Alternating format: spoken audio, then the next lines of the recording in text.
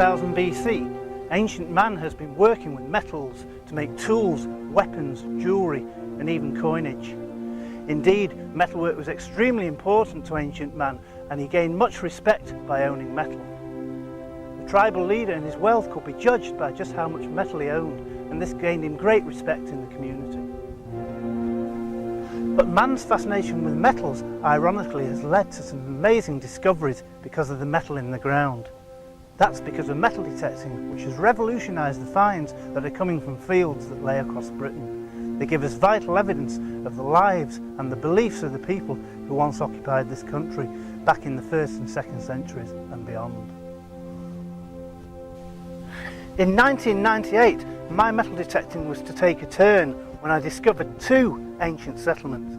The first one being a Bronze Age settlement where I recovered a small bronze axe dated by the British Museum to 1900 BC.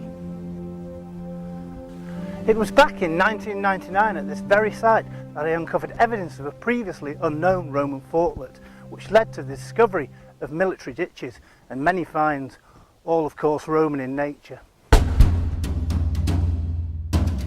The sensible use of the metal detector in Britain has indeed uncovered much evidence of ancient history, ancient archaeology and the past itself. The continuing use of the metal detector will uncover more and more sites of archaeological and national importance.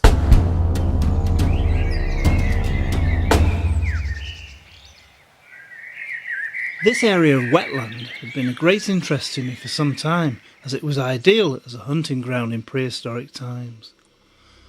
What I needed was to find evidence that ancient man had indeed been here. Almost immediately I found a large piece of flint that had clearly been knapped by our ancestors many thousands of years ago. As flint does not occur naturally in this part of England, then the only explanation could be that it had been brought here back in ancient times. It wasn't long before this evidence was found in quantity scattered across the plough soil of the fields in the surrounding area. It was now clear that prehistoric man had indeed been living here some 6,000 years ago and beyond. I continued with my field walking, and within minutes I recovered yet another work flint implement that had clearly been crafted by prehistoric man during the Neolithic period. Here was clear evidence that I had discovered an area of land that was once home to our ancient ancestors.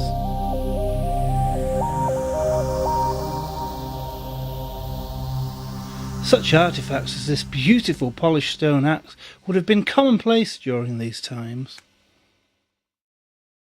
This landscape was clearly ancient, and the question now was, did ancient man live here at the site some 6,000 years ago? If he did, was it true that his ancestors were also buried here during prehistoric times? In the late 19th century, the landscape was to change forever with the construction of the Manchester Ship Canal. For many years, navvies worked day in and day out digging the canal. Many lived close to the excavation in small huts constructed out of any materials that they could find. On the 1st of January 1894, the canal was opened officially by Her Majesty Queen Victoria. Manchester was now connected directly to the Irish Sea and the rest of the world. The construction of many bridges took place along the length and breadth of the canal, allowing people to cross over from north to south. Even today, tankers still use the canal on their journeys inland. From the air, it is clear to see how the construction of the canal severed what I believe to be the Bronze Age burial ground from the area of settlement that once existed here. No longer is it possible to walk from the settlement straight to the burial ground. But still, much evidence of our ancestors lies awaiting discovery in the soils that surround this ancient settlement. The landscape still shows signs of early settlement. It is possible that there once existed roundhouses such as this one at the site. A beautiful flint arrowhead and a scraper used to remove the skins from wild animals caught during a successful day's hunting. Just look at the dedication and workmanship that was applied to create such a wonderful flint artefact some 6,000 years ago, and all recovered locally during my research into the ancient past of the area. Flint knapping was an acquired skill handed down from father to son and was essential in the production of flint tools and blades needed for hunting and day-to-day life and survival in prehistoric Britain. Just look at the detail in this piece of black flint. Blades were removed from this flint core and used throughout the community. Prehistoric trade routes had existed for many thousands of years across Britain and Europe, and this diminutive bronze axe from the Bronze Age is proof of trade at that time. If we were to recover evidence quickly of ancient man at the site, then we would need to enlist the help of this extra resource to help collect flint tools from the surface before the field was once again seeded. All of the evidence recovered during the field walk was taken back to archaeological headquarters for analysis by Nick Herapath, Finds Liaison Officer for North West England. But still, much evidence of our ancestors lies awaiting discovery in the soils that surround this ancient settlement. Well, it's classic Neolithic polished axe head, but it's quite massive. It must have taken quite a lot of effort to use it. And some of the very large ones, the suggestion is that they might not have actually been used as axes for chopping wood or trees or whatever, and that they might have been just purely ceremonial. Basically, it's a smaller one of these, same period. I mean, still a sort of Neolithic polished axe head. I mean, this is absolutely stunning. It's a beautiful one, yeah, isn't it? Yeah. I mean, this is the sort of thing you'd expect more likely to have been used.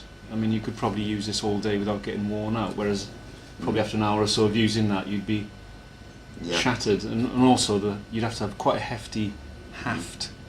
My wife was well built when she was using that.